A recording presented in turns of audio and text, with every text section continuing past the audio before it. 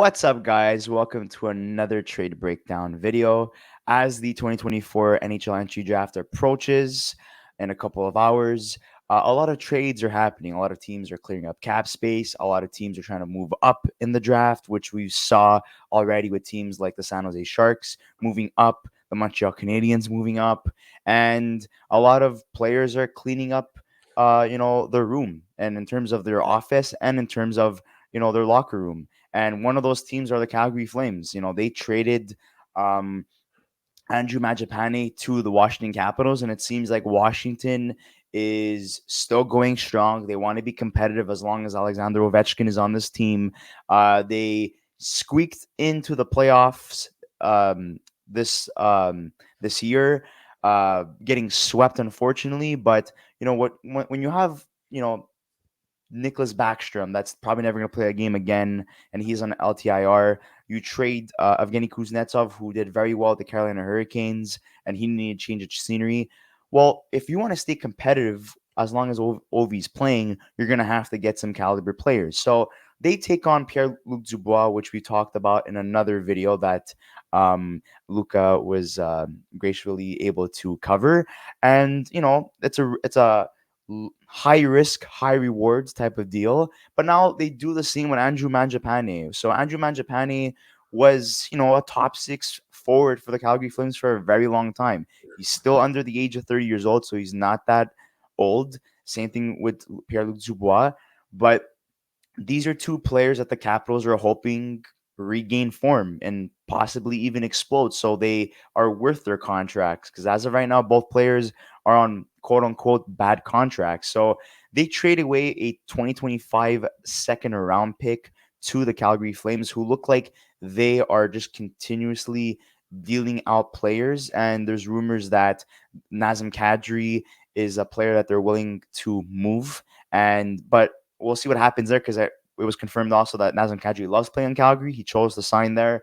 So we'll see what happens there. But, with the likes of Mangiapane being dealt, Jacob Markstrom and so many other guys being traded during the season, Calgary's rebuilding at this point. And, they reshaped their decor in terms of prospects they've gained and younger defensemen as well.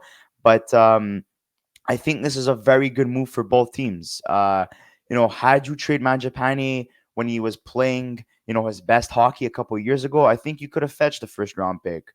But with Andrew Mangiapane playing probably one of his, mediocre, um, types of hockey, you're still able to fetch a second round pick in next year's draft. And had he been on a better contract, I believe, they would have probably gotten a little bit more. But, you're taking a player on a contract that, doesn't really equal the value in terms of his offensive production or his overall play. So, Luca, what are your thoughts essentially on this deal? Yeah, so I think it's an interesting move for Washington. I think they've done some interesting things this offseason so far. Obviously, like you mentioned, they brought in Pierre-Luc Dubois earlier in the summer, and now they've brought in Andrew Mangiapane. Now, Mangiapane is an interesting player because he's a guy that is a third line winger who can get you 40 to 50, 55 points. Obviously, in his career, he's done that. So he's not a guy that's really going to play in your top six. He's a guy that's a good bottom six player to have, top nine guy to really have in your lineup. And he can probably play on your second power play unit. Throw him on the PK a little bit too if you need to. And he's good for providing depth goal scoring. This is a guy that scored 15 plus goals in pretty much every season that he's played, apart from the first one in 18-19, where he only had 8 goals in 44 games, and last year he had 14. So this is a guy that he's a lock for 15 goals pretty much. And he was on a team in Calgary that wasn't very good. Offensively, they struggled to score goals. They weren't always getting the best out of their players. So I think in a change of scenery in Washington, it might help him. It might be able to, find some offense that he had. He scored 35 goals once in his career. That was a one-off. It's probably not going to happen again. But if he can hit 20, 21, 22 goals for the Capitals, I think they can definitely use that in their lineup. So, I like this move for the Caps. They didn't really give up much to get him. A second round pick in 2025 is, it's still a decent asset, but it's nothing big. Yeah, they take on his $5.8 million contract, but at the end of the day, it's only for one season, and it's a modified no trade clause. So it's not a big deal for the Capitals. If it doesn't work out for Mangiapane, you don't have to bring him back, and you don't really give up much to get him. He's very good 5-on-5. He's got a good shot. He's physical, but at the same time, he's also a smaller forward. But I like him. I like him as a player. I think he's going to fit exactly what the Capitals are trying to do. And for the Caps, it seems like they're trying to find reclamation projects, and it's cool because for them, they're a team that is trying to still make it in the playoffs, and try to get the best years of Ovi's, try to get as much as they can in Ovi's career before he retires. So I do understand some of these moves, but they're smart, low risk moves out of it, especially the Mangiapane move. And we'll see what happens. If this guy's a really good year next year and the Capitals are out of the playoffs, you might be able to move him at the deadline for something. There's definitely, a way to do it. But, for the Caps, it's a good move. I like it. For Calgary, I mean, they're rebuilding. And the truth is that this is a team that is looking to, they're open for business, and they're going to try to trade as many players as they can. And, I don't really see them as anything more than, a bottom feeder next year. But they're trying to clear cap space, and who knows, maybe they'll make some big moves and some more moves, but they've already done a lot of heavy lifting this offseason. So Yeah, interesting. and you just look at the team as a whole, and Washington suffered in terms of the goal department last year.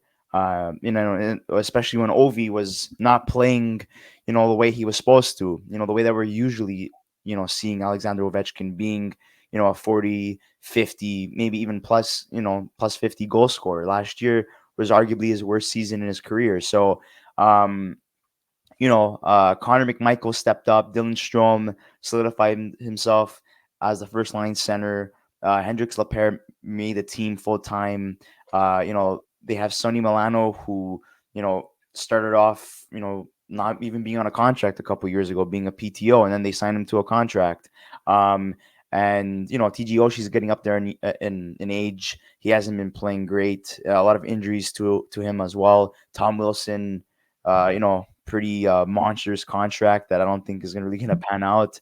But they also have a pretty good future. They have Ryan Leonard, who is looking to make the team, come training camp. So I think that's an interesting thing to note as well. And I think Washington is in a better spot now than they were last offseason. Yeah. They took a chance on Max Pacioretty. He didn't play basically like majority of the season, and when he did, he was okay.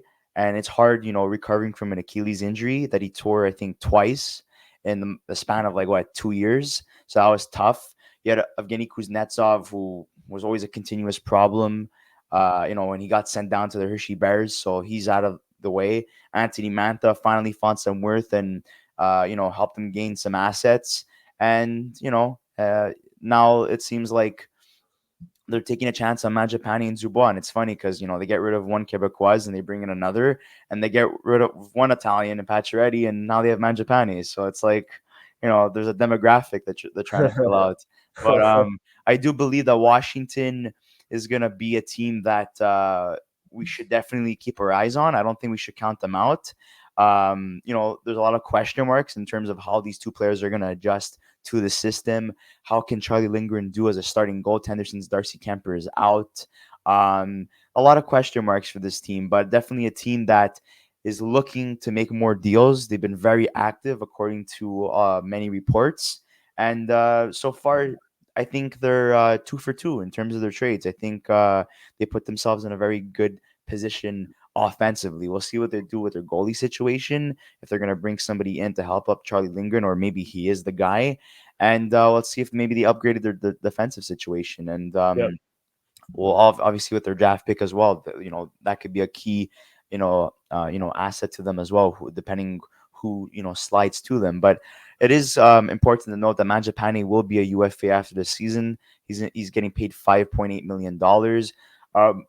I do think he hits 20 goals. I think he'll have his second best season in terms of the goal department with this team, because they will give him power play time, but also they're gonna give him penalty kill responsibilities. And like I pulled up a player card before here, um, from Jay Fresh. He was saying that he was a two-way darling back a couple years ago, and unfortunately he hasn't. And he's still and it's throughout his career, he's still in the pluses despite playing on a bad Calgary team.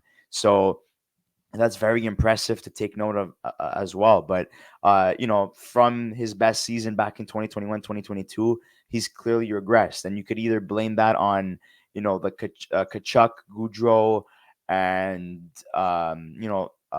Toffoli and all those other guys, leaving the team, which left Calgary in a bad position, or you could just blame his overall performance. But time will tell depending how he fits in with the Washington Capitals. But this is a player that has 215 points in 417 games, all with the Calgary Flames, and he was a sixth round pick, which is pretty impressive as well. So you're fetching Right. a second round pick for a guy who was drafted in the sixth round. So I think both teams get what they want here, and we'll keep a close eye on what Washington continues to do, and how the rebuild goes in Calgary. But do you have any final thoughts, Luca, on this trade? Not really. I mean, like I said, I think the Caps are getting a good top nine forward, and I think it's an interesting move. We'll see what they do during the draft table, if anything, and during free agency. But yeah, they look like a team to watch for the offseason so far, and they're making some interesting moves. There are moves that I didn't really expect, but it's hockey. You never really know what to expect anymore. So it's Yeah. kind of cool. We'll see what happens. We'll see. But thank you guys so much for watching this video.